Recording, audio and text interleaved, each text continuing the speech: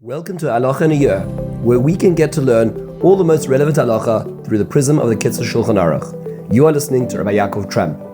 This year is kindly sponsored by the Moshe Group and CA in zechus of Rivka Biela, bas נחמה Shifra, and in honor of Rabbi Trump. Today we're going to be learning the halachas of Eruvei Chatzeiros, part 1. This is Siman study Daled, the 94th chapter in Kitzur Shulchan Aruch, and we're going to learn two concepts today: the types of courtyards that need Eruvin, and how to make an Eruv. Let's jump straight in. A little bit of background first of all. What we're talking about over here as an Eruv is not the Eruv that most people refer to.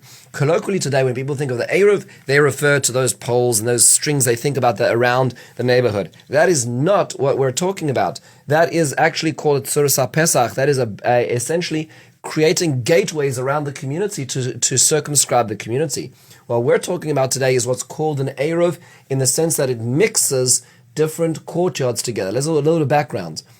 The halacha from the Torah of Hoitzah on Shabbos, one of the 39 halachas is one is not allowed to carry on Shabbos. That involves two ways of doing this: either carrying 4 amos, 4 cubits in the public domain, or carrying from a private domain to the public or semi-public domain, or vice versa. That is called Hoitzah. However, what about from private to private domain, or private area to common area? That is not prohibited from the Torah. However, from the times of Shlomo HaMelech, this goes back 3,000 years. We're talking about from the times of Shlomo HaMelech, a decree was enacted not to carry on communal shared areas, common areas, even when they're fully enclosed, unless there is an Eruv. The Eruv is not the fence. The Eruv is the meal which joins everybody together, demonstrating that this common area is designated for the use of everybody for dwelling. That will thereby allow them to use that common area and walk between them and carry from house to house and house to courtyard and courtyard to house.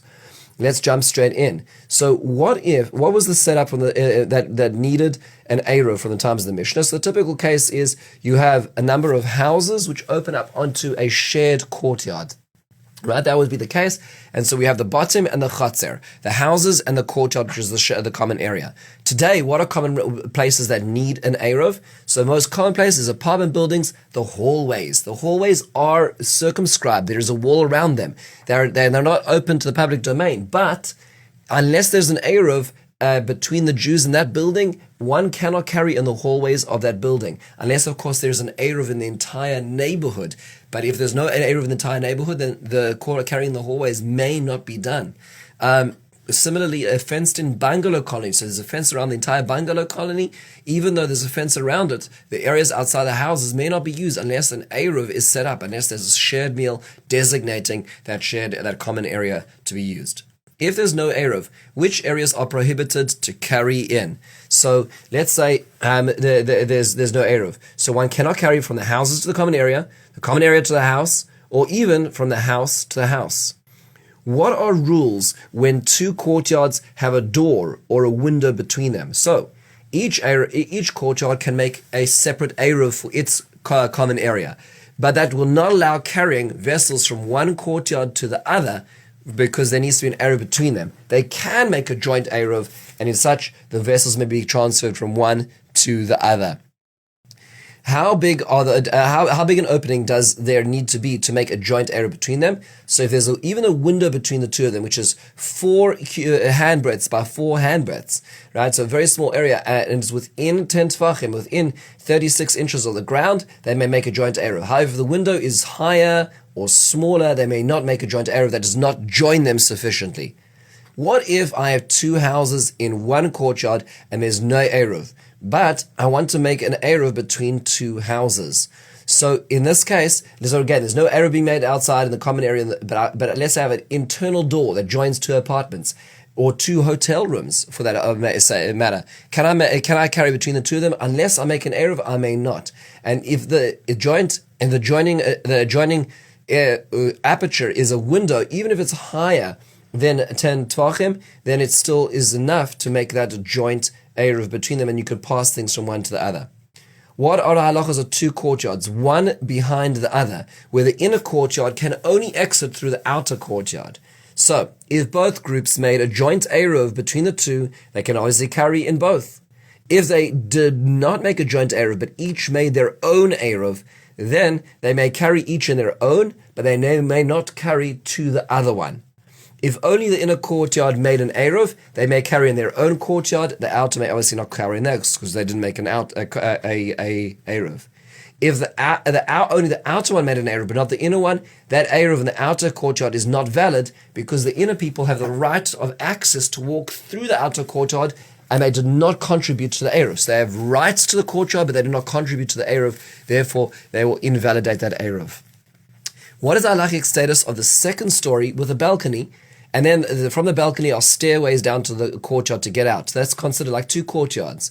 The balcony is considered the inner courtyard, and it can only be accessed by going through the lower courtyard, and therefore it's like an inside one, and we have the same halachas that we just discussed. What are the rules for a house with two apartments and a shared lobby? So if they're occupied by separate tenants, they're then carrying between the two apartments, and the lobby is forbidden without an Eruv. What happens if you have an apartment and in each room is a different Jewish person who is renting? So it's sublet. In this case, each room is considered its own place, and you cannot carry from room to room unless there's an Eruv made between them as well. Now, let's go into how to make an Eruv. How is an Eruv Chatzeiros properly made? So one of the tenants representing everybody else takes a whole loaf of bread to be the Eruv for Shabbos. And on a Friday, he would say, he gives it to another person to acquire, and he says, take this loaf of bread and acquire it on behalf of all the Jews living in this courtyard. That person lifts it up one tefach, lifts it up one hand's breadth. So therefore, by acquiring it, they're acquiring it on behalf of every other Jew in the courtyard. Then they make a bracha. The one who makes the Eruv says a bracha, which is Baruch atah Hashem Elokeinu melech haolam, blessed you Hashem, the Master. You command us in your commandments al mitzvahs Eruv, on making the Eruv. Then the person says, and the person should say in a language they understand, by the means of this Eruv, it will be permissible for us to take in and to take out and bring in. And this now is designated, this loaf of bread as being a shared meal between all the people in the courtyard, thereby allowing everybody to use this shared area. This unifies the residents and permits carrying. Who may acquire the Eruv on behalf of the others? So a person should ideally not do it to one's children who are minor children, or even just children not related to oneself. Also, if anybody is supported by oneself, so it's a member of one's family living in one's household, one should not have that as the other person designated the Eruv. It should be really ideally somebody on the outside, so it's a real kinyan for one person to another in a real sense. A married child who does not live with one is allowed to be the recipient of the Eruv on behalf of the other people. How much bread is required for the Eruv? So minimally, if there's less than 18 people, a dried fig size is sufficient. But for more than 18 people, it needs to be really 6 eggs, or some people even say 8 eggs worth of volume of bread. So we're not talking about a huge amount, but it needs to be enough to cover everybody. What if the one making the Eruv resents if somebody else eats it? So let's say, I am making the Eruv for everybody, but there's one neighbor who really bothers me. They play their music way too loud. I don't like them coming into my house, and I don't want them to have anything to do with this Eruv. In that case, the Eruv is invalid because that person has been excluded, and because it will not work as well. Where must the Eruv be placed? So it's usually placed in the house of one of the tenants, but it should be in a place accessible to all the tenants by the time that the twilight enters on the Erev Shabbos. What if somebody cannot access the Eruv? For example, let's say a Kohen is one of the tenants, and there is a corpse found in the building or the apartment where the Eruv is this Shabbos, then the Eruv is invalid.